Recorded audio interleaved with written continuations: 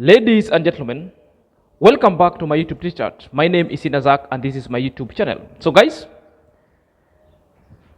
1 week ago, a loyal subscriber asked me privately to discuss if there is any law in Kenya and do a research, right of the way or a right of a passage into someone's property.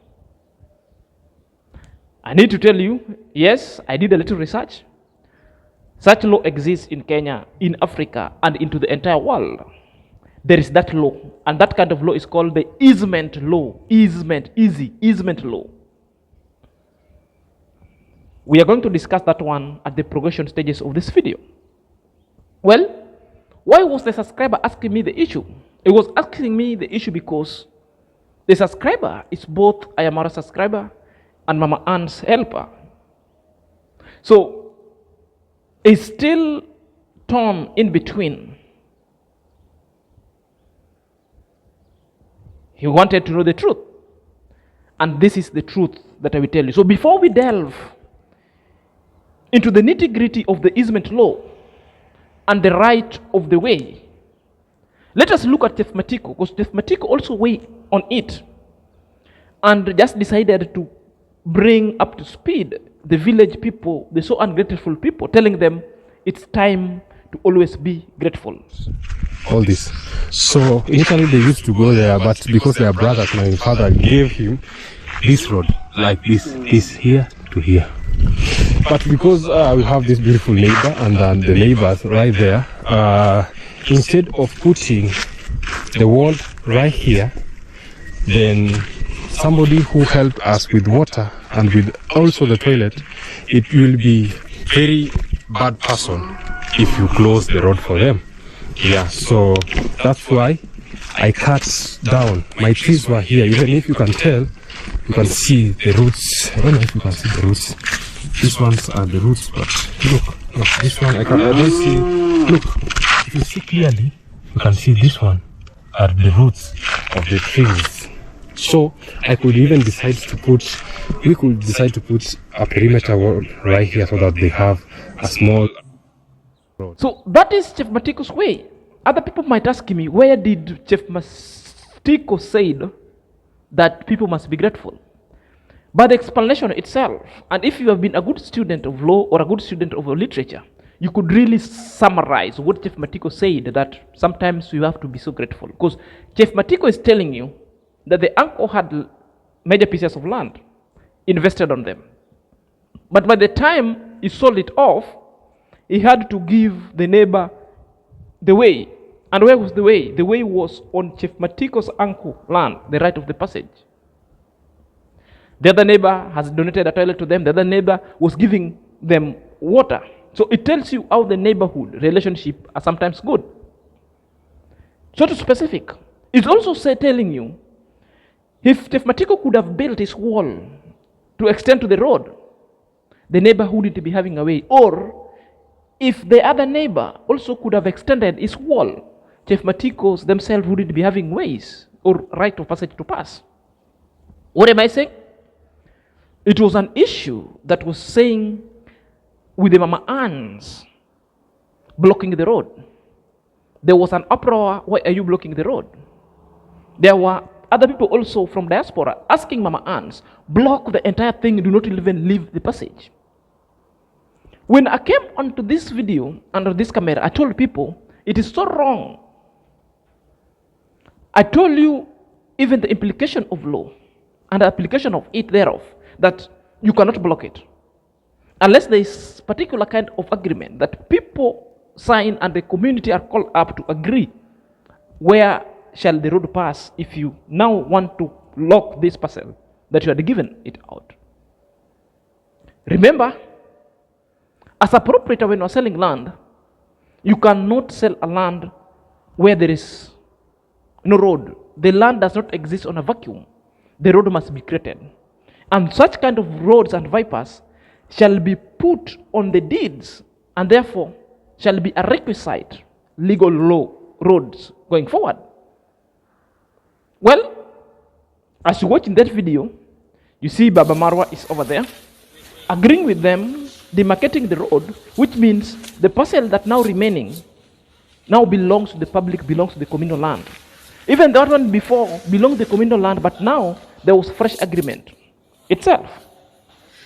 So the gist of this video, I want to let people know and the public know who are misleading the aunt's family, telling him and telling them, go block even the remaining one.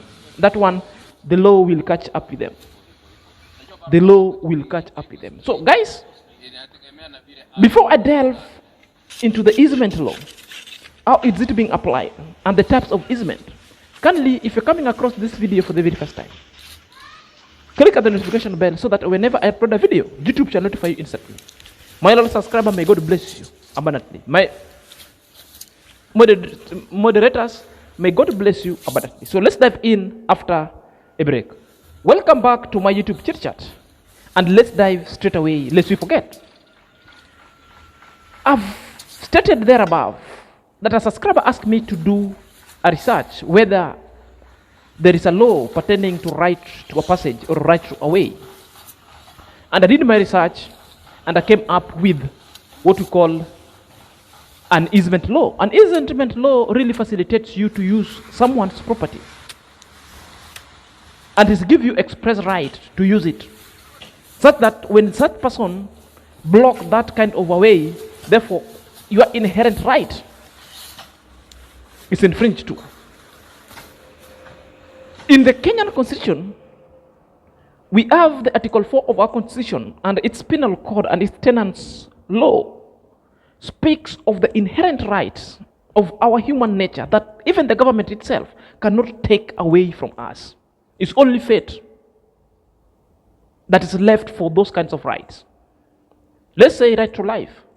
Even the government cannot take that right to life. I know there is limitation, but that's why in our constitution and in our laws, they had to abolish the death sentence when you're being sentenced. Maybe they could give you what you call the life imprisonment, which means you stay there, but your real life is guaranteed. But the death sentence and penalty was alienated off from our constitution going forward. Same way, right to property and right to the way. And that one also brings us to it. So such kind of law that we call the easement law, it speaks to a right to a way and a right to use other people's property expressively without them feeling so infringed. Basically, such right is donated to a person or a community at large. Let's give an example. An example could be, one, let's say you have a very big farm, and this farm itself, it's hilly in between you farm, then sometimes you fence it, then you leave a passage in between. The main reasons why there is that passage in between your land, it's because there is water and a river, and that river is a source of water, and water is life. And people have right to access clean water. And this is water that the community itself needs, this water for their domestic consumption. You have got no right to fence off. Even if you're fencing it off, you have to leave a passage that both vehicle and human being and animals can pass in between your land, and you'll never block it. The reasons being, this is what we call the necessity to life, the necessity to law. What really necessitated you to trespass a particular kind of land? For example, that's why most of the time I usually tell people, sometimes when somebody tells you are on a trespass, you just need to walk out. But some people, sometimes you can trespass because you went to salvage a life. For example, I can decide to destroy a property to salvage a life. Let's say you have a house, and this big house is in the middle of a plantation, and adjacently there is a plantation of sugarcane. And what happened is, your house on this side has caught fire. So whenever your house has caught fire, for me to salvage the other property, not to catch a fire, because the fire that has caught your house, in between there is a plantation farm, and this plantation farm is for sugar plantation. And you know, fire spread to plantation farm. That is a rapid spread of fire that will catch up the houses.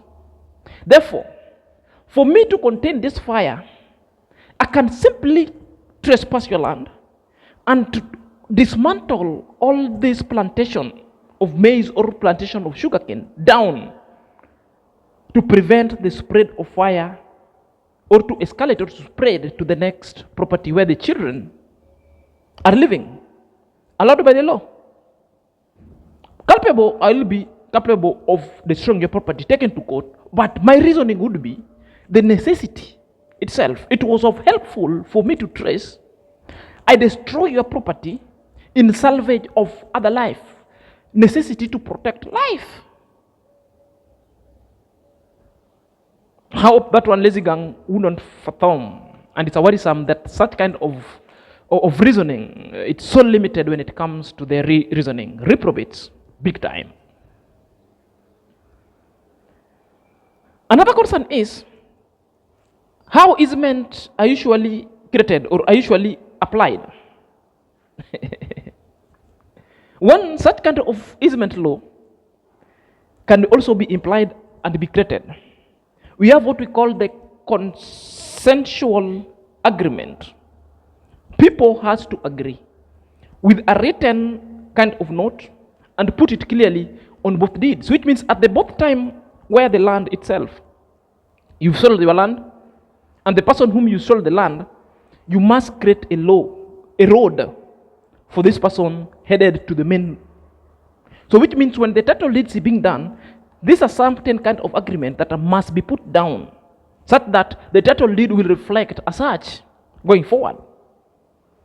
Just like it's being said, Mama Ann's family has been the most proprietor of the land in Nyabohanze, and he sold them to people. The question that I'm asking people, where is the road that he gave these people to be following headed to the main road? So which means the land cannot exist in vacuum. So the road must be created itself, which means the road that Mama Ann was blocking was a legal road. Number two, we have what we call the implied easement. So implied easement, these are non-verbal agreement, and thereof they are specified in the deed. It can be implied by the necessity, the thing that have played the necessity, which means we are just using this land just because we are headed to the river. We are just using this land because this land leads us to the main road. This land leads us to the market, and this is the only road that we've been using it for so long. Are you there? So when you talk of the necessity here, we talk of the what we call the property. For example, if the property owner sells the property and has created a path for the new owner or for the community to provide a right to passage away, because you cannot be denied such kind of road. And this is the reasons why Mama Ann's did so wrong. If you call the community the way I see and I saw Baba Marwa is there and created a path, therefore it's fine, it's a new agreement. The road has been created. Therefore, for those who are advising Mama Ann to go and block even the remaining path, can never work and can never happen. It's just because the Nyabohanze people are good people. They live because they are a good neighbor. But I'm telling you, if somebody will go to court, if somebody will contest that one with the land ministry, or with the land commissioner, or the land registrar, therefore, the road will revert back to where it was. The parcel that Mama Ann's just blocked. But the good thing is, like, there are passages that also you saw the 7 meters apart that was being erected to facilitate people easement to right to a way. Another easement, we also have what we call the prescriptive easement. So this prescriptive easement are usually non-verbal, they are not written, but they are usually acquired when the user uses a path often for a long time, and the path ends up creating a legal easement. You provide a road, People have been using it endless time and endless year. Therefore, you cannot come out of the blues that from now I'm stopping you using it, because no, it is a perspective. People have been born using this road. Roads have been, even if you check on the Google, the global position system, when you're looking for Nyabohanze, the compass direction will tell you this road and that coming through to Mama Ann's, not the other road, which means this road is legal. So Mama Ann's coming and blocking it was wrong. If somebody goes to court, it will be contested to court. And I know, no. Unless the community comes together, then they can see, they said, okay, the road has been created at this side, let us use this. But the people who lives in diaspora does not know how this law works, will mislead the family and will create the family feuds and ethnic clashes based on the land. Land is so emotive in Kenya. And this is a knowledge that I'm giving you for free. It's not nothing to be contested. It's nothing that really warrants somebody to wrap this conversation going forward. I always say sometimes, let's apply our wisdom and reasoning when we are tackling issues land and issues such as so risky as this. Instigating a family against a family, and a neighbor against a neighbor, and a community against other community, because Nyabohanze is a cosmopolitan place. Targeting a particular tribe that this is a Luo, that this is from Tanzania, this is from what, should never be living in Nyabohanze. It's typically wrong. We have the devious people on this channel, on this YouTube street called YouTube. Their main aim is drama. They like drama left and right. And they're paying people to spin. Even if you hate Ayamarwa, there's such kind of things that you should not do. The beginning of such kind of things is like, you're destroying the family, you're destroying Mama Ann's, and you're destroying the community. Now Mama Ann is alone. Then what if now the whole community of Nyabohanze turn against the family? And you are living far at your own comfortable abode. The lazy gang always like the vulnerable people whom they want to turn them against Ayamarwa. What is their end game? And the question that we should be asking ourselves, what is the end game of the lazy gang? They're very quick to even bring money. Their mainly aim and signature of operatives is hate. They always identify the people that Ayamarwa have identified to help. They scatter, and in a moment of helping, only short-lived. What really cannot make the lazy gang to identify their own people, only vulnerable people in Nyabohanze or elsewhere, so that you uplift the life. So at one point, you will take that credit. I took this one up to, not to target the person that Ayamarwa has selected up to somewhere. You come and dismantle such kind of support welfare networks. Then you start chiding Ayamarwa. You're twisting that because Ayamarwa is the reasons why these persons are suffering. Guys, let's be good people. Sometimes other things are not fine. Let's be people who want to leave this world or this universe the best place than we found it. A positive thinker doesn't refuse to recognize the negative. He or she refuses to dwell on the negative thoughts. Positive thinking habitually looks for the best result out of the worst condition. What are the things that the negative people and the naysayer will be remembered of? They will be remembered of dismantling the philanthropic program of Nyabohanze.